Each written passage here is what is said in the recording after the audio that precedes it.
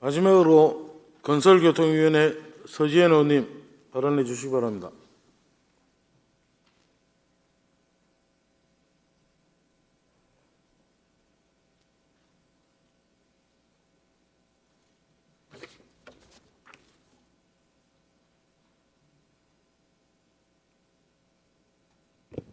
네, 우선 이태원 사고로 유명을 달리하신 분들께 명복을 빌고 유가족 분들께도 애도의 마음을 전합니다. 존경하는 부산 시민 여러분, 안성민 의장님과 선배 동료 의원 여러분, 박형준 시장님과 하윤수 교육감님, 그리고 관계 공무원 여러분 반갑습니다. 건설교통위원회 서지현입니다. 지난 10월은 전 세계 유방암 인식의 달이었습니다.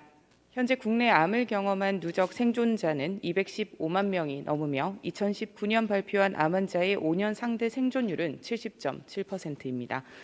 본 의원 또한 30대 유방암 생존자입니다. 암을 진단받고 치료하는 과정에서 대한민국의 우수한 의료 성과와 선진적인 보험 체계 덕분에 본 의원은 지금 이렇게 건강하게 의정활동을 펼치고 있습니다.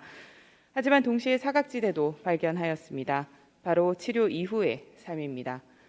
암 치료는 고통스럽습니다. 하지만 암 환자에게 사회는 더욱 차갑고 가혹합니다.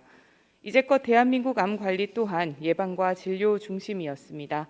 하지만 본 의원은 지난 5월 국회 본회의에서 통과한 암관리법 일부 법률 개정안을 최초 제안하였고 국내 암관리의 영역을 치료 이후 직장 복귀, 학업 복귀, 그리고 재발과 2차 암 관리까지의 복지의 패러다임을 확장하였습니다. 이제는 암에 대한 질병을 하나의 경험이자 삶의 일부로서 치료 이후 학교로, 사회로 원활히 복귀하고 가정을 유지할 수 있는 개인의 삶도 고민해야 할 시점입니다. 하지만 부산의 준비는 매우 미흡한 상황입니다.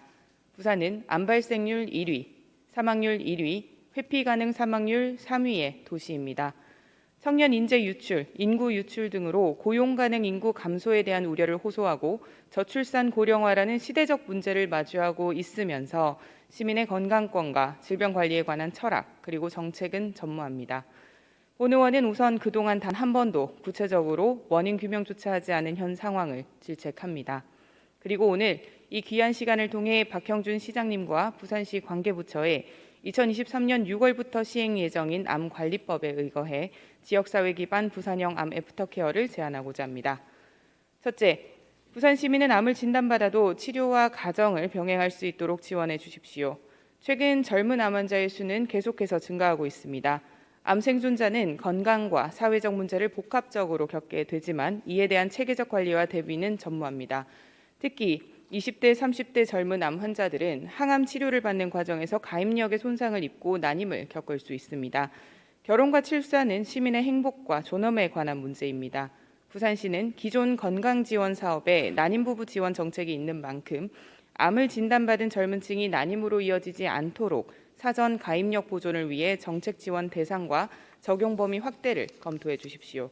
더하여 젊은 부모의 암 치료나 형제자매의 소아암으로 육아 공백에 놓이는 어린이가 없도록 국공립 어린이집 입소 우선순위 대상의 확대도 검토해 주십시오. 둘째, 의료와 보건, 복지, 그리고 기존 정책을 연계한 조례 제정을 통해 일치료 병행이 가능한 사회를 만드는 데 협조해 주시기 바랍니다. 본 의원은 최근 경기도와 경북에서 제정 예정인 암센터 및 암생존자 통합지지 서비스 지원 조례가 아닌 암에 관한 연구와 실태조사를 포함해 일과 치료, 학업과 치료 병행이 가능할 수 있는 통합적 접근을 담아낸 조례를 발의할 예정입니다. 이에 대한 시도와 연구에 부산시도 적극적으로 함께해 주시기 바랍니다. 마지막으로 부산의 암 애프터케어 모델 및 암관리 통합 운영 시스템을 제안합니다. 내년도 사업에는 암에 관한 부산의 불명예를 개진하고 선진적 시스템을 마련할 수 있도록 암관리의 지역 완결성 연구와 시범사업 참여가 필요합니다.